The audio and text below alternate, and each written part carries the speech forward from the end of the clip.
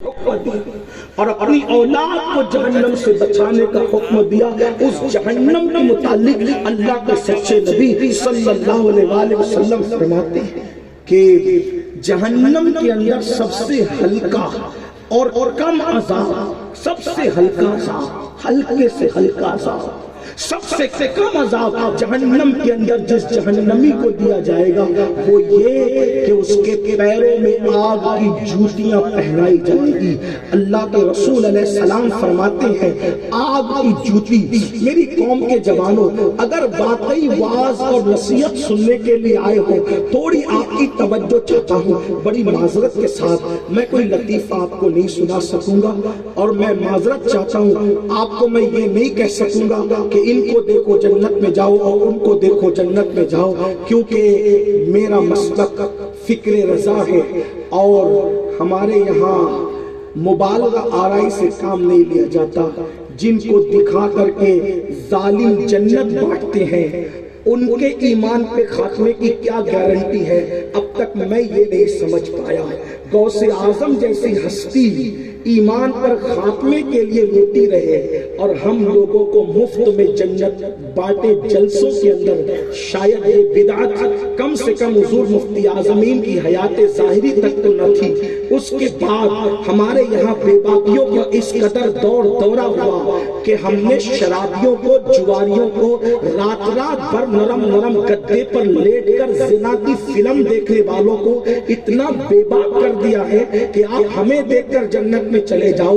حیرت ہے جن صحابہ نے اس رسول کو دیکھا تھا، اس رسول کو جس نے کہا تھا من رعانی فقد رعا الحق، جس نے مجھے دیکھا اس نے حق دیکھا، اس رسول کو دیکھا تھا. میرے عزیز آپ کو بتاؤں حضور کو دیکھنا کیا چیز ہے. واللہ کوئی نماز، کوئی روزہ، کوئی حج، کوئی زکات، کوئی شہادت حضور کو دیکھنے کے برابر عبادت نہیں ہو سکتی. اس لیے کہ قیامت تک نمازی ہوں گے، قیامت تک حاجی ہوں گے، قیامت تک شہید ہوں گے، قیامت تک کافی ہوں گے، قیامت تک مجاہد ہوں گے، لیکن اب کوئی صحابی نہیں ہو سکتا. اس لیے کہ صحابی کوئی سجدوں سے نہیں بنتا، بلکہ صحابی تو آمینہ کے لال کا چہرہ دیکھنے سے بنتا. ہم نے دیکھا کہ ہمارے یہاں ممبئی میں دیکھا کہ کچھ لوگ عظمت صحابہ کا جلسہ کر رہے ہیں. ہم نے سوچا جو رسول کی عظمت کے قائل نہیں وہ عظمت صحابہ کا جلسہ کر رہے، ذرا سنیں تو بولتے کیا ہے. تو وہ کہنے لگے کہ صحابہ جیسا کوئی نہیں ہو سکتا.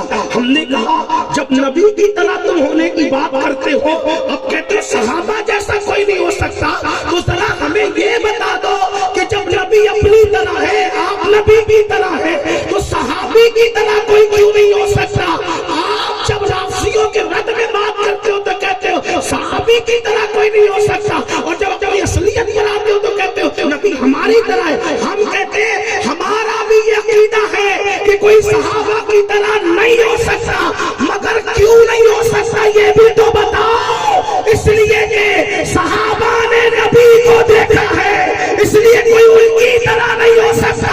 ارے جب کوئی دیکھنے والے کی طرح نہیں ہو سکتا ہے تو چہرے والے کی طرح کوئی کیسے ہو سکتا ہے؟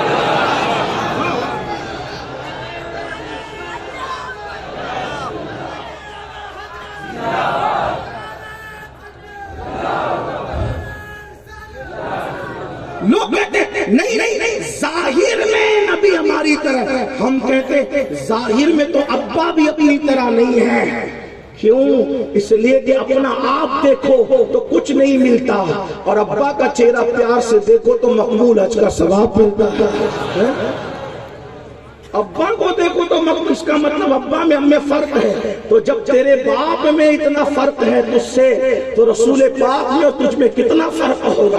اسی لیے تو میرے امام کہتے ہیں سر تاب قدم ہے تنے سلطان زمن پھول، لب پھول، دہن پھول، سکن پھول، بدن پھول. واللہ جو مل جائے میرے گل کا پسینہ، باغے نہ کبھی عطر نہ پھر چاہے دلہن پھول. دندان و لبو زلف روکے شاک فدائی ہے در عدن، لعل یمن مشک ختن پھول. تو لوگوں نے سوچا یہ کون سا پھول ہے, پھول میں تو کانٹے ہوتے ہیں. تو یہ بھی غلط فہمی میرے امام نے دور کر دی اور کہا وہ کمال حسن حضور ہے کہ گمان نقص جہاں نہیں, یہی پھول خار سے دور ہے, یہی شمع ہے کہ دھواں نہیں. میں نثار تیرے کلام پر ملی یوں تو کس کو زبان نہیں. وہ سخن ہے جس میں سخن نہ ہو, وہ بیان ہے جس کا بیان نہیں. وہ عرب کے بڑے بڑے تیرے آگے یوں ہے دبے لچے, کوئی جانے منہ میں زبان نہیں, نہیں بلکہ جس کو میں جا نہیں کروں تیرے نام پہ جا فدا. نہ بس ہے جا تو جہاں فدا, تو جہاں سے بھی نہیں جی بھرا, کروں کیا کروڑوں جہاں. یہ شان مصطفی ہے, مصطفیٰ جان رحمت کی شان یہ ہے. لیکن سنو اور غور سے سنو, اللہ کے سچے نبی مصطفیٰ جان رحمت صلی اللہ علیہ وآلہ وسلم ارشاد فرماتے ہیں سب سے ہلکا عذاب, سب سے ہلکا عذاب جو جہنمی کو دیا جائے گا, اس کے پیر میں آگ کی جوتی پہنائی جائے گی, اور دنیا کی آگ سے 69 درجہ زیادہ, 69% زیادہ جہنم کی آگ میں حرارت ہے. جہنم کی آگ میں میرے اور تمہارے سچے نبی نے فرمایا کہ جب جہنمی کے پیر میں ہلکے عذاب کی شکل میں آگ کی جوتی پہنائی جائے گی, تو آگ کی جوتی کا اثر اس جہنمی پر یہ ہوگا کہ اس کے سر میں اس کا بھیجا ایسے کھولنے لگے گا جیسے چولہے پہ رکھی ہوئی ہانڈی کے اندر پانی کھولنے لگتا ہے. اور میرے اور تمہارے آقا صادق و مصدوق نبی فرماتے ہیں اللہ اکبر, کاش کوئی اپنے آپ پر رحم کر لے. گناہ کے اڈوں کو آباد کرنے والوں, عیاشیوں کے آشیانے تعمیر کرنے والوں, کانوں میں ایئر فون لگا کر کے گانے اور غزلیں سننے والوں, نرم نرم بستروں پہ لیٹ کر کے زنا کی فلمیں دیکھنے والوں, اللہ اکبر, عورتوں پر پاپ کی نظریں ڈالنے والوں, زنا کے اڈوں کی طرف جانے والوں, نشہ کرنے والوں, نمازوں کو ترک کر کے مسجدوں کو ویران کرنے والوں, دل کے کانوں سے سنو, سچے نبی صادق و مصدوق جس کی زبان کی شان ہے, وہ زبان جس کو سب کن کی کنجی کہے, اس کی نافذ حکومت پہ لاکھوں سلام, وہ دہن جس کی ہر بات و وحی خدا, چشمے علم و حکمت پہ لاکھوں سلام. آقا فرماتے ہیں جب جہنم کی جوتیاں اس جہنمی کو سب سے ہلکے اور کم عذاب کے حوالے سے پہنائی جائے گی, تو اس کا بھیجا ایسے کھولے گا جیسے پانی چولہے کے اوپر رکھی ہوئی ہانڈی میں پانی کھولتا ہے, اور ناک سے اس کا بھیجا بہے گا اور کان سے اس کا بھیجا بہے گا. یہ سب سے ہلکا عذاب ہے. صحابہ کرام نے عرض کیا یا رسول اللہ صلی اللہ علیہ وآلہ وسلم, یہ سب سے ہلکا عذاب ہے, تو سب سے بھاری عذاب کیا ہوگا اور کس کو ہوگا؟ اب دل کے کانوں سے سننا. صحابہ نے عرض کیا یہ سب سے ہلکا عذاب ہے, تو سب سے بھاری اور بڑا عذاب کیا ہوگا اور کس کو ہوگا؟ تو فرمایا سب سے بڑا اور بھاری عذاب اگر جہنم میں کسی کو ہوگا تو ان کو ہوگا جنہوں نے جان بوجھ کر کے نمازیں ترک کی ہوگی, جنہوں نے جان بوجھ کر کے نمازیں چھوڑی ہوگی. اللہ اکبر. آئیے ایک بات عرض کروں اور گفتگو مکمل ہو. ایک مرتبہ اللہ کے رسول صلی اللہ علیہ وآلہ وسلم نے جو ہے جہنم کا مشاہدہ صحابہ کے سامنے پیش کیا. آقا کریم علیہ السلام کو تسلیم فرماتے ہیں اے میرے صحابہ, ایک بار میں نے جہنم کا مشاہدہ کیا, تو میں نے جو جہنم میں دیکھا اب آقا بیان کرتے ہیں, اس کو میں بطور مفہوم بیان کروں تاکہ لوگ اپنے آپ کو بچا لیں. اللہ اکبر. اگر ماہرین موسمیات اعلان کر دینا کہ طوفان آئے گا تو لوگ طوفان کی تیاری کرتے ہیں, ہے نا ایسا ہی؟ ماہرین موسمیات اعلان کر دیتے ہیں بارش آئے گی, لوگ بارش کی تیاری کرتے ہیں, یہ ہوگا اس کی تیاری کرتے ہیں, زلزلہ آئے گا اس کی تیاری کرتے ہیں. ماہرین موسمیات کی پیشین گوئی جھوٹ بھی ہو سکتی ہے, سچ بھی ہو سکتی ہے, لیکن میرے نبی نے جہنم کا عذاب بیان کیا ہے. اے میری قوم کے جوانوں, اور میری مائیں اور بہنیں بھی بیٹھی ہیں, ان کی بھی توجہ چاہتا ہوں آقا نے جہنم کا مشاہدہ پیش کیا، تھوڑی سی اس کی جھلک سماعت کر لیں، اگر وقت رہا تو پوری حدیث پڑھ سکوں گا، ورنہ جتنا ٹائم میں گنجائش ہے اتنا پڑھ کر بات مکمل کروں گا۔ میرے اور تمہارے سچے نبی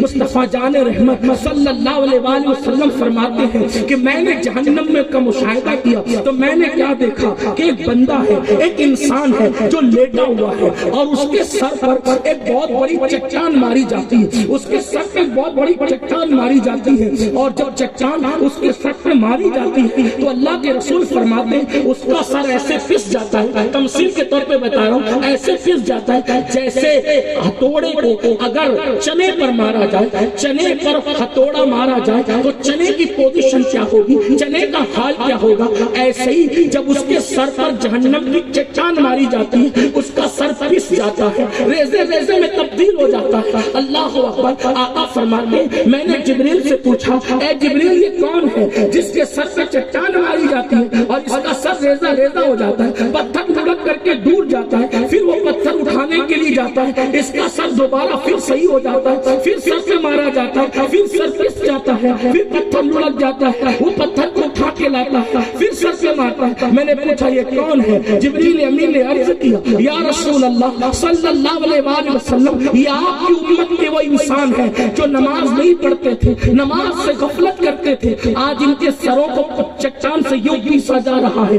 پتھروں سے یوں عذاب دیا جا رہا ہے۔ سوچو تو صحیح اگر سر پہ تھوڑی سی چوٹ لگ جائے کتنی تڑپ ہوتی ہے، کتنی بے چینی ہوتی ہے۔ لوگ ہیلمٹ لگا کر بائک اس لیے چلاتے ہیں ہاتھ ٹوٹ گیا زندگی بچ سکتی ہے، پیر ٹوٹ گیا زندگی بچ سکتی ہے، لیکن سر پہ چوٹ آئی تو جینا مشکل ہو جاتا ہے۔ مگر سوچو اے نماز کے اوقات میں موبائل پر گیم کھیلنے والوں، نماز کے اوقات میں میوزک سننے والوں، نماز کے اوقات میں دوستوں اور احباب کے ساتھ بیٹھ کے ٹائم پاس کرنے والوں، میرے آقا فرما رہے ہیں اللہ اکبر جہنم کی چٹان سے سر پیسا جا رہا ہے۔ غور تو کرو، اندازہ تو کرو، یہ کوئی مبالغہ آرائی نہیں، حدیث پاک ہے۔ پھر میرے آقا فرماتے ہیں ہم اور آگے بڑھے تو ہم نے جہنم کے اندر دیکھا کہ کچھ عورتیں ایسی ہیں کہ جن کے سینے سے ان کو باندھا گیا ہے، سینے کے بل، بہت زیادہ اس کی تشریح نہیں کر سکتا، حیا کے پردے میں صرف بتانا چاہتا ہوں، بہنوں کی توجہ چاہتا ہوں، کچھ عورتیں ایسی جہنم میں سینے کے بل ان کو جہنم کی آگ کی کھوٹیوں سے لٹکایا گیا ہے اور وہ چیخ رہی تھی۔ میں نے پوچھا جبریل یہ کون ہے؟ عرض کیا یا رسول اللہ صلی اللہ علیہ وآلہ وسلم یہ وہ عورتیں آپ کی امت کی جو اپنے بچوں کو دودھ نہیں پلاتی تھی، اپنے بچوں کو دودھ نہیں پلاتی تھی۔ ماں اور بہنوں کی توجہ، آپ کا خادم آپ کا بھائی ہونے کی حیثیت سے عرض کر رہا ہوں، آج سیریلوں میں فلموں میں دیکھ کر عورتیں دودھ نہیں پلا رہی بچوں کو۔ یاد رکھنا میری بہنوں اگر صحت کا کوئی معاملہ ہے، بیماری کا کوئی معاملہ ہے، عذر کا کوئی معاملہ ہے تو بات الگ ہے، ورنہ ماں بنی ہو تو اپنے بچے کو دودھ پلاؤ۔ دودھ پلانے کی فضیلت کیا ہے؟ میرے اور تمہارے آقا فرماتے ہیں جب تک عورت دودھ پلاتی رہتی ہے، جب تک عورت اپنے بچے کو دودھ پلاتی رہتی ہے، اللہ فرشتے سے فرما دیتا ہے کہ اس کے نامہ اعمال میں جہاد کا ثواب لکھا جائے، یعنی یہ عورت مسلسل جہاد میں وہ ثواب لکھا جائے، اور ہر دودھ کے قطرے میں، ہر دودھ کے قطرے کے بدلے میں فرشتے کو کہا جاتا ہے ایک انسان کو نئی زندگی دینے کا ثواب اس کے نامہ اعمال میں لکھا جائے۔ جب ماں اپنے بچے کو دودھ پلا کر کے مکمل کر لیتی ہے تو فرشتہ اس کی پیٹھ ٹھوک کر کہتا ہے اے اللہ کی بندی نئے سرے سے عمل کر، اللہ نے تیرے سارے گناہوں کو معاف کر دیا ہے اور تجھے گناہوں سے ایسا پاک کر دیا ہے جس دن تو اپنی ماں کے پیٹ سے پیدا ہوئی تھی جیسے گناہ سے پاک تھی ویسے اللہ نے تجھے گناہ سے پاک کر دیا ہے۔ لیکن برا ہو فیشن کا، برا ہو فیشن کا، آج فیشن کے چکر میں بلا وجہ بلا عذر بچوں کو ڈبے کا دودھ پلایا جا رہا ہے، ماں اپنا دودھ نہیں پلا رہی ہے۔ اور یاد رکھنا آج سائنس کہہ رہی ہے جو ماں اپنے بچے کو دودھ نہیں پلائے گی اس کو سینے کا کینسر ہو سکتا ہے، اور سینے کا کینسر جو بڑھ رہا ہے وہ دودھ نہ پلانے کی وجہ سے بڑھ رہا ہے۔ اور یاد رکھیے بچوں کو دودھ پلانے کا مقصد، توجہ کرنا، بچوں کو دودھ پلانے کا مقصد صرف ان کا پیٹ بھرنا نہیں ہے، بچوں کو دودھ پلانے کا مقصد صرف ان کا پیٹ بھرنا نہیں ہے، بلکہ بچوں کو دودھ پلانے کا مقصد یہ ہے کہ جس سینے کا وہ دودھ پی رہا ہے اس سینے سے جو دودھ منتقل ہوتا ہے وہ دودھ کے چند قطرے نہیں ہوتے بلکہ جذبات ہوتے ہیں، احساسات ہوتے ہیں۔ ماں کے دل میں جس کا عشق ہوتا ہے وہ عشق بھی منتقل ہوتا ہے، ماں کے دل میں جس کا خوف ہوتا ہے وہ خوف بھی منتقل ہوتا ہے، ماں کا جیسا کردار ہوتا ہے وہ کردار بھی منتقل ہوتا ہے، ماں کے جیسے احساسات ہوتے ہیں وہ احساسات بھی منتقل ہوتے ہیں۔ ابھی بھائی زین العابدین امام علی مقام کی بارگاہ میں خراج پیش کر رہے تھے، لوگ حیران ہیں آخر کربلا سمجھ میں نہیں آتا، سارے 13 صدیاں کم و بیش بیت گئی مگر کربلا مکمل بیان نہ ہو سکا۔ وجہ کیا ہے؟ ایک انسان تمام باطل قوتوں سے ٹکرا کر قیامت تک کے لیے اللہ کا دین اکیلے محفوظ کر جاتا ہے۔ آخر کوئی ایسا ہو سکتا ہے؟ میں اس لیے دعویٰ کر رہا ہوں ایک اکیلے حسین نے کربلا میں قیامت تک کے لیے پورا دین محفوظ کر دیا۔ آپ کہیں گے بعد میں نے کہا بعد میں حق کے لیے جو بھی اٹھا اس کو تحریک دینے والی ذات بھی امام حسین کی ذات ہے۔ ایک بندہ قیامت تک کا انقلاب بپا کر گیا، وجہ کیا ہے؟ میں نے کہا ایک وجہ مجھے سب سے بڑی سمجھ میں آتی ہے، وجہ یہ ہے کہ حسین کی رگوں میں نبی کا خون ہے اور فاطمہ الزہرا کا دودھ ہے، اس کی تاثیر ہے کہ لوگوں نے امام حسین جیسے انقلابی کو دیکھا۔ عمل کے لیے ہزاروں کا مجمع نہیں۔ میں لوگوں سے کہتا ہوں ہزاروں کی بھیڑ دیکھ کے میرا کلیجہ ٹھنڈا نہیں ہوتا، میں شکر ضرور کرتا ہوں کہ دین کے نام پہ لوگ جمع ہو کے اللہ تیرا شکر، اگر میرا دل ٹھنڈا نہیں ہوتا۔ کیوں؟ اس لیے کہ جتنی تعداد میں جلسہ سننے کے لیے آیا ہے جب تک اتنی تعداد میں فجر کی نماز میں نہیں آؤ گے ہمارا کلیجہ ٹھنڈا نہیں ہو سکتا۔ عمل کے لیے نہیں آؤ گے ہمارا کلیجہ، بلکہ یہ بھی قیامت کی نشانیوں میں سے ایک نشانی ہے کہ لوگ دین سننے جمع ہوں گے، دین پر عمل کرنے جمع نہیں، یہ بھی قیامت کی نشانیوں میں سے نشانی ہے۔ لیکن اس کی وجہ کیا ہے؟ لوگ سنتے ہیں عمل نہیں کرتے۔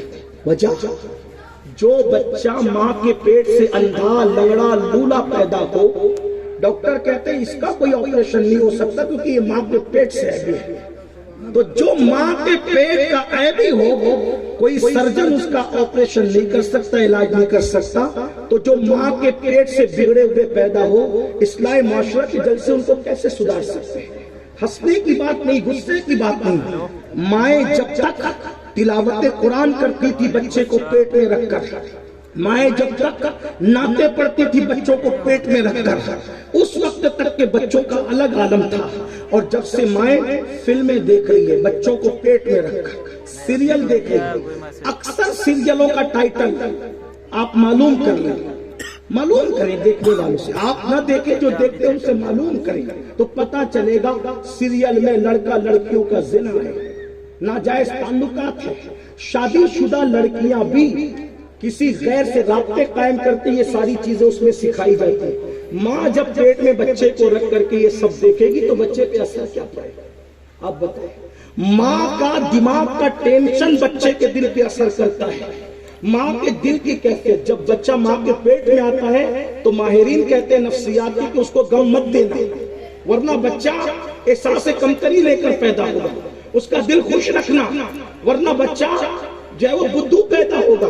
یہ ساری چیزیں بتائی جاتی ہے اور لوگ اس کا احتیاط بھی کرتے ہیں، لیکن حیرت ہے یہ کیوں نہیں کہا جاتا کہ شکم میں بچہ ہے تو ماں کو گناہ سے محفوظ رکھنا، ورنہ بچہ پاپی پیدا ہوگا۔ آپ نے سنا، بار بار سنا، غوث پاک کی امی 17 پاروں کی حافظہ تھی تو غوث پاک ماں کے شکم سے 17 پارے کے حافظ قرآن پیدا ہوئے۔ اب ہماری مائیں گانوں کی حافظہ ہے تو بچے کیا کریں؟ اچھل کود دیکھ رہی تو بچے کیا کریں؟ کوئی روکنے ٹوکنے والا نہیں، مگر سن لو اللہ کے رسول علیہ الصلوۃ والتسلیم نے جہنم کا کتنا دردناک عذاب بیان فرمایا۔ آقا فرماتے ہم آگے چلے تو ہم نے پھر دیکھا کچھ عورتیں جہنم میں اوندے منہ لٹکی ہوئی ہے، ننگی ہے، جہنم میں ننگی اوندے منہ لٹکی ہوئی ہے، چیخ رہی ہے۔ میں نے پوچھا جبریل یہ کون عورتیں ہیں؟ اور جبریل امین نے عرض کی یا رسول اللہ صلی اللہ علیہ وآلہ وسلم یہ آپ کی امت کی وہ عورتیں ہیں جو کپڑا پہن کر بھی ننگی رہتی تھی، کپڑا پہن کر بھی ننگی رہتے ہیں۔ صحابہ کو حیرت ہوئی، عرض کی یا رسول اللہ کوئی کپڑا پہن کر ننگا کیسے رہ سکتا ہے، کوئی کپڑا پہن کر کیسے ننگا رہ سکتا ہے؟ تو آقا نے ان کو بتایا کہ کپڑا پہن کر ننگے رہنے کا مطلب یہ ہے کہ اتنے پتلے پتلے اور باریک لباس وہ پہنتی ہوگی کہ کپڑا پہننے کے بعد بھی ان کا جسم نظر آتا ہوگا، یا اتنے تنگ اور چست لباس، فٹنگ میں لباس پہنتی ہوگی کہ کپڑا پہننے کے بعد بھی جسم نظر آتا ہوگا۔ میری بہنوں، سیریل کو آئیڈیل بنانے کی ہمارے لیے ضرورت نہیں ہے، سیریلوں کو آئیڈیل وہ قوم بنائے جن کے پاس محمد رسول اللہ جیسا نبی نہ ہو، سیریلوں کو آئیڈیل وہ قوم بنائے جس قوم کے پاس سیدہ خدیجہ جیسی خاتون نہ ہو، سیریلوں کو آئیڈیل وہ قوم بنائے جن کے پاس سیدہ عائشہ جیسی خاتون نہ ہو، سیریلوں کو آئیڈیل وہ قوم بنائے جن کے پاس سیدہ فاطمہ الزہرا جیسی خاتون نہ ہو۔ میری قوم کی بیٹیوں، حیرت ہے تم پر، تمہارے درمیان ایسی خاتون موجود ہے جسے سیدہ طیبہ طاہرہ عابدہ زاہدہ رقیہ تقیہ نقیہ سقیہ عذرا ام ابیہا ام الحسنین سیدہ فاطمہ الزہرا کے نام سے جن کو یاد کیا جاتا ہے، ان کے تقوی اور پرہیزگاری کا عالم یہ تھا کہ ان کے سر کے دوپٹے کو بھی کبھی چاند و سورج نے نہیں دیکھا۔ فاطمہ الزہرا کے دوپٹے کی بات، بالوں کی نہیں، سر کے دوپٹے کی بات کر رہا ہوں، جس کے سر کے دوپٹے کو کبھی چاند و سورج نے نہیں دیکھا۔ یہ نبی کی شہزادی تھی جن کی بارگاہ میں میرے امام یوں خراج پیش کرتے ہیں، جس کا آنچل نہ دیکھا مہو مہر نے، جس کا آنچل نہ دیکھا مہو مہر نے، اس ندائے نزاہت پہ لاکھوں سلام اللہ اللہ، جس کے سر کے دوپٹے کو کبھی چاند و سورج نے نہیں دیکھا۔ اور آج کی بیٹیاں ولیمے میں بے پردہ جا رہی، مفلر کی طرح دوپٹے لٹکے ہوئے، کوچنگ میں بے پردہ جا رہی، کالج بے پردہ جا رہی، یونیورسٹی بے پردہ جا رہی، شادیوں میں دیور بھاوج جو ہے وہ ہنسی مذاق کر رہے ہیں، اور دام اور جو ہے وہ بہن بھائی اور سالی کی ہنسی مذاق ہو رہی۔ ہمارے کیا تصور ہے دیور اور بھاوج کا؟ صحابیہ نے پوچھا آقا دیور کیا ہے، دیور کے بارے میں حکم بیان کریں۔ آقا فرماتے دیور تو موت ہے، موت۔ اللہ کے رسول میں دیور تو موت، میں کوئی گھروں میں جھگڑا لگانے نہیں آیا، لیکن دین یہ ہے جس طریقے سے اجنبی مردوں سے پردہ کرنا فرض ہے، ویسے ہی دیور سے بھی پردہ کرنا فرض ہے۔ کتنے گھروں میں ہے؟ دین کہاں ہے؟ مجھے بتاؤ، جو دین رسول اللہ نے کرائے تھے وہ دین کہاں ہے؟ اور جب اس دین کو پیٹ کے پیچھے ڈالو گے ہمیشہ رسوائی ہوگی، رسوائی۔ یہ شہادت گہ الفت میں قدم رکھنا ہے۔ لوگ آسان سمجھتے ہیں مسلمان ہونا، بہت آسان ہے کافر کا مسلمان ہونا، بہت مشکل ہے مسلمان کا مسلمان ہونا۔ یہی بدکاریاں ہیں، بے پردگیاں ہیں، جس کی وجہ سے اب حالات یہاں تک پہنچے کہ مسلمانوں کی بیٹیاں بھاگ رہی۔ حالانکہ میں ان کے فیور میں نہیں ہوں جو کہتے ہیں 40 لاکھ بھاگ گئی، 30 لاکھ بھاگ گئی۔ میں کہتا ہوں نہیں، میڈیا سے سن کر کے اس کو دوہرایا مت کرو، اتنی معتبر نہیں ہے میڈیا۔ جو اگر چاند پہ آنے کا اعلان کر دے تو ہم ان کا اعلان نہیں مانتے، میڈیا چاند ہو گیا اگر وہ کہہ دے تو ہم نہیں مانتے۔ تو جو چاند کے آنے کا اعلان کرے ہم وہ خبر نہیں مانتے، تو جو ہماری بیٹیوں کے بھاگنے کا اعلان کرے وہ خبر ہم کیسے مانیں؟ کوئی 30 لاکھ 40 لاکھ نہیں، ہاں کچھ گئی ہوگی، میں جانتا ہوں گئی ہے، کچھ گئی ہوگی، لیکن 30 لاکھ 40 لاکھ کوئی تعداد ہوتی ہے؟ خود سے نہ پتا کرو، کچھ گئی ہے مجھے پتا ہے، لیکن سب نہیں گئی۔ بلکہ میں تو لوگوں سے یہ بھی کہتا ہوں، اللہ کی عزت کی قسم، آج بھی میری قوم کی بیٹیوں میں ہر مذہب سے زیادہ غیرت موجود ہے۔ کسی مذہب کی بیٹی میں اتنی غیرت موجود نہیں ہے جتنی ہم مسلمانوں کی بیٹیوں میں آج بھی غیرت موجود ہے۔ بلکہ بڑھ کے جملہ کہوں، کسی کی ماں میں اتنی غیرت نہیں ہے جتنی ہمارے گھروں کی بیٹیوں میں غیرت موجود ہے۔ ہاں کچھ آزاد خیال ہے، میں ان کی تائید نہیں کرتا، لیکن یہ بات کہتا ہوں جب سے ہم نے بچوں کی تربیت پہ توجہ نہیں کی، بیٹیاں جا رہی ہیں، اور قوم کی بیٹیوں سے کہتا ہوں، یاد رکھنا دنیا کی رنگریلیاں ہی سب کچھ نہیں ہے، دنیا کی رنگریلیاں ہی سب کچھ نہیں ہے۔ میری بہنوں، اگر کوئی کسی کے ساتھ جا رہی ہے یا جانے کا ارادہ رکھتی ہے اور اللہ اس تک میری آواز پہنچائے تو سن لو، جن کے لیے تاج محل بنے نا، جن عورتوں کے لیے تو کیا، جس عورت کے لیے تاج محل بنا، آج اس کی قبر پر بھی کوئی فاتحہ پڑھنے والا نہیں ہے۔ غور کرو، توجہ کرو، جس کے لیے تاج محل بنا وہ خاتون کیا تھی، کتنی نیک تھی، کیا تھی، اس پر کوئی تبصرہ نہیں کرتا، لیکن اتنا ضرور کہتا ہوں آپ بھی جا کے دیکھ لینا، جس کے لیے تاج محل بنا اس کی قبر پر کوئی آج فاتحہ پڑھنے والا نہیں ہے۔ ہم نے تاریخ میں ایسی بھی عورتوں کی زندگی پڑھی ہے جن کو ہلدی اور چندن سے نہلایا جاتا تھا، دودھ سے جن کو نہلایا جاتا تھا، جب وہ کسی فنکشن میں جاتی تھی، محفل میں جاتی تھی تو بالوں بال ان کے موتی پروئے جاتے تھے، ان کے دوپٹے زمین پہ نہ لگے اس کو سنبھالنے کے لیے درجنوں کنیزیں دامن پکڑ کر پیچھے چلا کرتی تھی۔ اللہ اکبر، بعض عورتیں تاریخ میں ایسی گزری ہے کہ روزانہ ان کے غسل کے لیے نئے نئے حوض بنتے تھے۔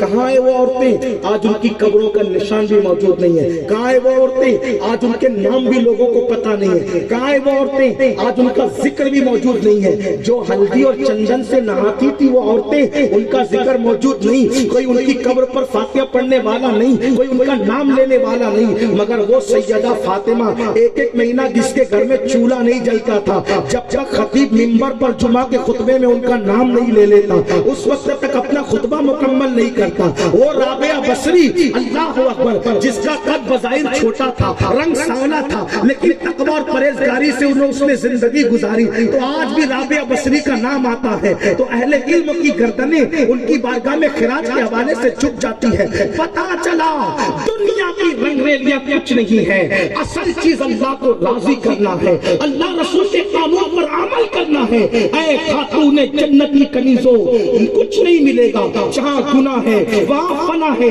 اور یاد رکھنا، بھاگنے والی بچیوں کو یہ معلوم ہونا چاہیے، مجھے پتا ہے جو یہاں بیٹھی ہے وہ ایسی نہیں ہے، اگر ایسی ہوتی تو وہ جلسہ سننے مولوی کو کیوں آتی؟ وہ تو گھر میں ٹی وی کا منہ پکڑ کر بیٹھی ہوگی، لیکن آپ ایسی نہیں ہو۔ آپ کے ذریعے سے کسی کو پیغام دینا ہے جو پردے کے پیچھے ہے، اللہ کرے اللہ ان تک آواز پہنچائے۔ سن لو، یہ ظالم دنیا ہے، ظالم اللہ، آج کے ظالم مردوں کا حال یہ ہے کہ عورتوں کا شباب چوس کر ایسے دھوکہ دے کر بھاگتے ہیں جیسے بھورا پھولوں کا رس چوس کر دوبارہ اس طرف رخ نہیں کرتا، ایسے مردوں کا حال ہے۔ اور ایک بات آپ سے کہوں، بھاگی ہوئی بیٹی اگر بہو بن کر کسی معاشرے میں جاتی ہے تو ماں کے یہاں سے تو اس کی عزت ختم ہو جاتی ہے، لیکن بھاگ کر آئی ہوئی بہو کو بھی پوری زندگی کبھی سسرال میں بھی اعتماد نہیں ملتا۔ اس لیے نادانی نہ کر۔ اور آپ سے بھی کہتا ہوں نوجوانوں سے، ہمارے یہاں لو میرج کا کوئی تصور نہیں ہے، ہمارے یہاں ارینج میرج ہے۔ سلیکٹ کرو، سلیکشن کرو، چنو۔ اللہ کے رسول علیہ السلام کی بارگاہ میں جب حضرت نفیسہ آئی اور کہنے لگی، اے میرے بھتیجے محمد، آپ نکاح کیوں نہیں کرتے؟ کہا ابھی تک سوچا نہیں۔ کہا نکاح کریں؟ کہا کون ہے؟ تو کہا خدیجہ اپنے آپ کو آپ کی بارگاہ میں پیش کرتی ہے نکاح کے لیے۔ تو میرے آقا نے فرمایا تھا، جب تک میں اپنے چچاؤں سے مشورہ نہ کر لوں میں ہاں نہیں کر سکتا۔ جو نبی مختار کل ہے، جو نبی مختار کل ہے، اللہ پاک نے جو 4 رکعت کی اس کو وہ 2 رکعت کر دیتے، اور اللہ اس پر نہ نہیں کرتا بلکہ وہی قانون بنا دیتا۔ آپ کہیں گے وہ کیسے؟ میں کہوں گا علماء موجود ہیں، وہ جانتے ہیں۔ حضور علیہ السلام ہجرت کے لیے نکلے، جلدی میں تھے، مدینے والوں کا خیال تھا کہ وہ آتے انتظار کرتے چلے جاتے ہیں، انتظار کرتے چلے جاتے، آتے انتظار کرتے چلے جاتے۔ آقا جلدی سفر طے کرنا چاہتے تھے، 4 رکعت کی نیت کی، جلدی میں 2 رکعت کے سلام پھیر دیا۔ سلام کیا پھیرنا تھا؟ بتاؤ کوئی بڑے سے بڑا انسان اگر 4 کی نیت کر کے 2 پہ سلام پھیرے تو کیا حکم ہے؟ کہا دوبارہ پڑھ. لیکن حضور نے جلدی میں سلام پھیرا. حضور سے نہیں کہا دوبارہ پڑھے, بلکہ دوبارہ پڑھنا کیا کہا جاتا, یہ کہا گیا محبوب تم نے جلدی میں سلام پھیر دیا, آج کے بعد قانون بن گیا, جو سفر میں رہے گا جلدی ہو یا نہ ہو آپ کی سنت کے مطابق اس کو 4 رکعت والی دو ہی. ہمیں 2 اور 4 سے کیا, ہم تو تیری اداؤں کو چاہتے.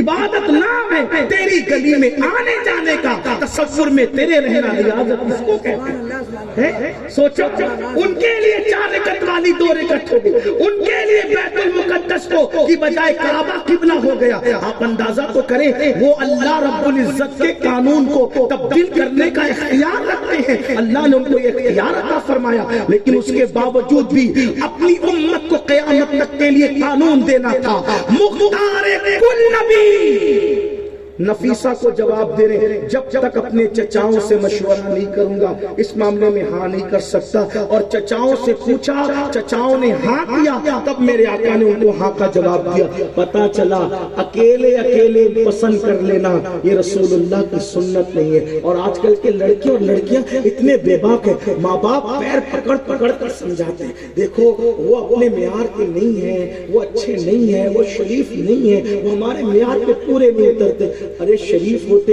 تو کسی سے دل کیوں لگاتے؟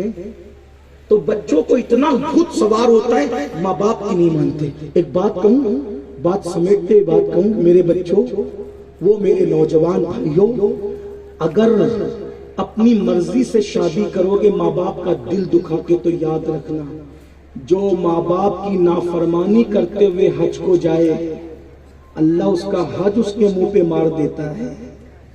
ماں باپ کو چھوڑ کر کوئی عبادت کرے تو اللہ اس کی عبادت قبول نہیں کرتا. جب ماں باپ کو چھوڑ کر عبادت قبول نہیں ہوتی تو جو ماں باپ کو چھوڑ کر شادیاں کرے گا تو اس کی شادی میں خوشی کیسے ہوگی, اس کی زندگی میں راحت کیسے ہوگی, اس کی زندگی میں برکت کیسے ہوگی. آپ کو ایک بات بتاؤں, مجھے بات یاد آئی. دیکھو میں نے کہا تھا کہ ماں باپ کو چھوڑ کے حج کو جاؤ گے تو اللہ تعالیٰ حج بھی نہیں ہونے دے گا, رد کر دے گا, منہ پہ مار دے گا. تم کو حیرت نہیں ہوگی. میں آپ کو ایک بات بتاؤں, کتابوں میں لکھی ہے ایک بہت بڑے ولی تھے, بہت بڑے. ایک دن انہوں نے ان کی امی سے کہا امی مجھے کعبے کی زیارت کی بہت یاد آ رہی, حج کے ایام قریب ہے اور میرا حج تو کئی بار ہو چکا ہے لیکن بہت یاد آ رہی کہ میں حج کروں, نفلی حج کروں, نفلی حج. حج نفل کے بارے میں اماں نے کہا بیٹا میں کمزور ہوں, چل پھر نہیں سکتی, اٹھنے بیٹھنے مجھے تکلیف ہے, تم تو حج کر ہی چکے ہو, نہ جاؤ حج کو, رہنے دو, مجھے تمہاری ضرورت پیش آتی ہے. وہ ولی تھے, اللہ کے برگزیدہ بندے تھے. ماں نے کہہ دیا تو رک گئے.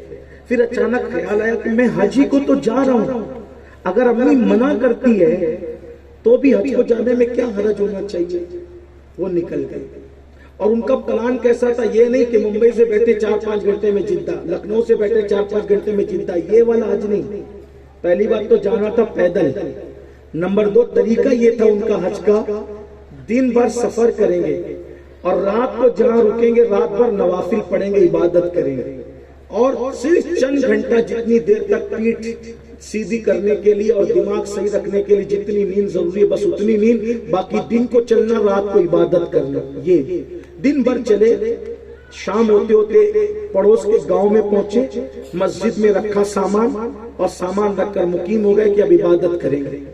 ادھر رات ہوئی, رات شام تک ماں نے سوچا کہ کہیں باہر گیا ہوگا میرا بچہ, رات ہوئی تو نہیں آئے, ضرورت پیش آ گئی, آواز دی بیٹا او میرے بیٹے, جواب نہیں آیا. اچھا مجھے چھوڑ کے حج کو گیا ہے, تو پھر وہ تو ماں تو ماں ہے. دل سے آہ نکلی, اللہ کی پناہ.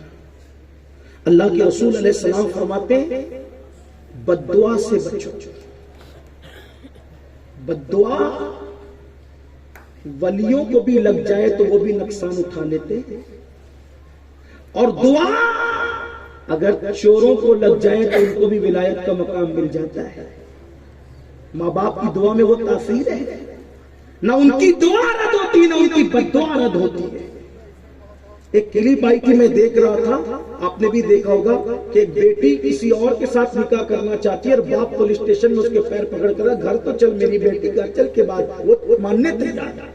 یاد رکھنا ایسی بیٹیاں وہ دن دیکھے گی، بد دعا کے طور پہ نہیں کہہ رہا ہوں لیکن آگاہ کرنے کے لیے کہہ رہا ہوں، دین چھوڑ کر جانے والی بیٹی تو جس کے ساتھ جا رہی ہے وہاں خدا سے وفا نہیں ہے تو تیرے ساتھ کیا وفا ہو سکتی؟ ہوش کے ناخن لو، جتنا خوبصورت تمہارا دین ہے اتنا خوبصورت کسی کا دین نہیں، جتنا حسن تمہارے دین میں اتنا حسن کسی کے دین میں نہیں ہے۔ اور اگر تم نے سیریل اور فلموں سے یہ سیکھ لیا ہے کہ مسلمان بیوی سے پیار نہیں کرتے، مسلمان بیوی سے پیار نہیں کرتے، مسلمان بیوی سے پیار نہیں کرتے، میں کہتا ہوں یہ جھوٹ ہے، سب سے بڑا جھوٹ ہے۔ آج کی تاریخ میں بھی مسلمان بدعمل ہونے کے باوجود بھی اپنی بیوی سے جتنا پیار کرتا ہے کوئی پیار نہیں کرتا۔ میں تو لوگوں سے کہتا ہوں، اپنی بہنوں سے بھی کہتا ہوں، ہوش کے ناخن لو۔ اور جو غلط پروپیگنڈا کرتے ہیں کہ مسلمان بیوی سے پیار نہیں کرتے ان کو بھی کہتا ہوں، تاج محل تمہارے باپ نے بنایا ہے کیا؟ کس لیے بنا تاج محل؟ تو کہا بیوی کی محبت میں بنا۔ میں نے کہا یہی تو ہماری وفا ہے کہ تم سے تو ایک نہیں سمجھتی، ایک چھوڑ کر کے تم تڑپا تڑپا کر کے پھرتے رہتے ہو۔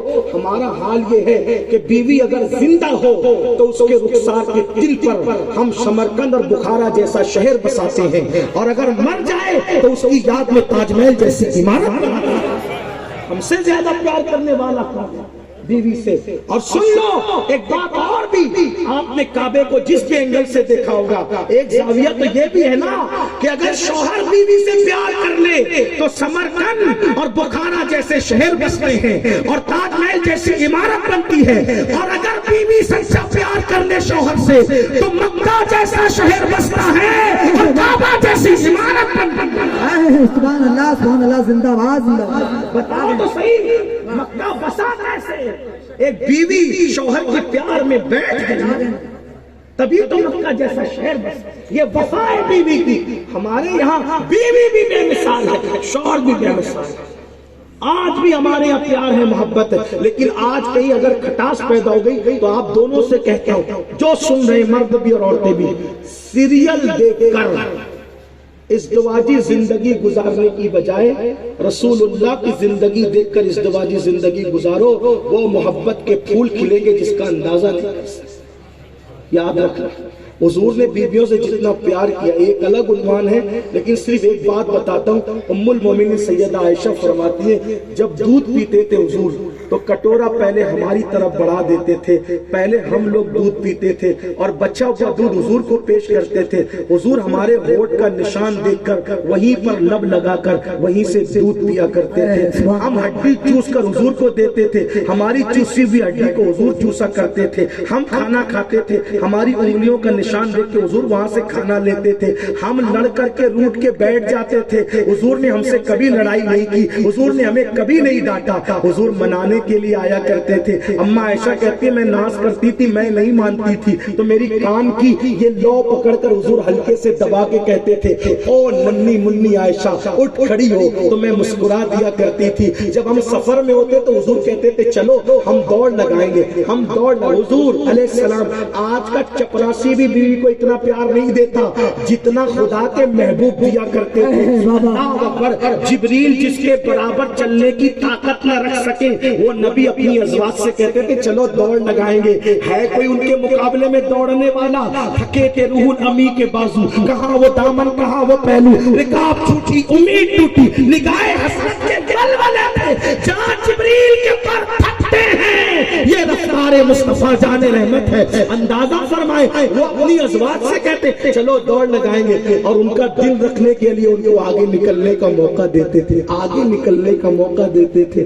وہ جب آگے نکل کر تو خوش ہوتی حضور ہم آگے نکل گئے، پھر حضور آگے نکل کر کہتے یہ نہیں کہ ہم نے تمہیں ہرا دیا، نہ وہ ہرانے کسی کو نہیں آئے تھے۔ کیا کہتے پہلے تم آگے نکل گئی تھی اب ہم آگے نکل گئے، اس لیے کل کا بدلہ آج ہو گیا۔ یہ محبتوں کا ماحول تھا, یہ پیار کا ماحول تھا. اما جان عائشہ سے کہتے ارے ذرا زمانے جاہلیت کے وہ فلاں شاعر نے جو شعر لکھے تھے مجھے پڑھ کے سناؤ. اما ان کو پڑھ کے سنایا کرتی تھی. اندازہ فرمائے یہ خوبصورت ماحول تھا میرے بھائیوں گھر کا, لیکن یہ رسول اللہ کے گھر کا ماحول تھا. ہمارے گھر میں مہندی بھی نہیں چھٹتی, طلاق کی نوبت کیوں آتی؟ سیریل دیکھ کر کے زندگی گزارنے کا طریقہ سیکھ رہے ہیں. بات دور نکل گئی, میں بات سمیٹ رہا ہوں, سمیٹ بھی لوں, پوری روایت تو نہیں پڑھ سکتا. عرض یہ کر رہا تھا کہ ماں کو ضرورت پیش آئی, ماں نے آواز لگائی بیٹا, جواب نہیں ملا. آہ نکلی, اچھا مجھے چھوڑ کر کے تو نکل گیا, حج کو کعبے کو مجھے چھوڑ کر میری نافرمانی میں نکلا. آہ نکلی, مولا آسمان کی طرف دیکھ, مولا میرے منع کرنے کے بعد بھی یہ حج کو گیا ہے, ایک ماں کی بددعا ہے کعبے تک پہنچنے نہ پائے.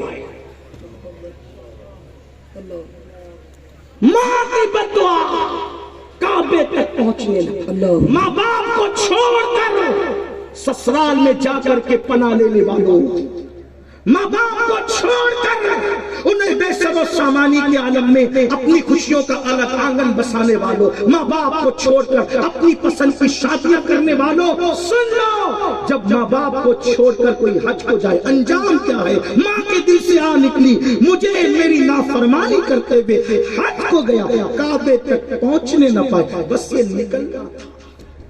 اور ادھر وہ نوافل پڑھ رہے تھے, ہمارے جیسے گنہگار نہیں تھے, اللہ والے تھے, نوافل.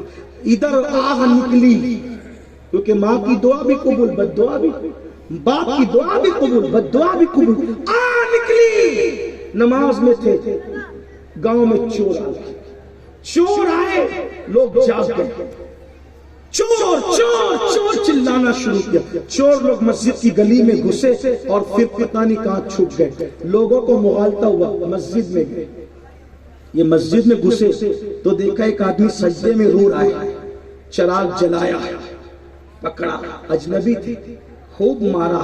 مکار چوری کرنے آتا ہے, اور جب پکڑا جاتا ہے تو پکڑے جانے کے خوف سے سجدہ کرتا ہے, سجدے کو بدنام کرتا ہے. خوب مارا, خوب مارا.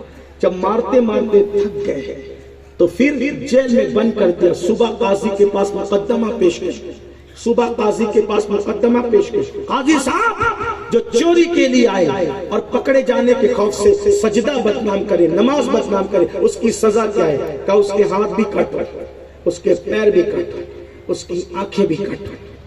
نکال لو اس کی آنکھیں, ہاتھ پیر کاٹ, ہاتھ کاٹے, پیر کاٹے, آنکھیں نکال لی.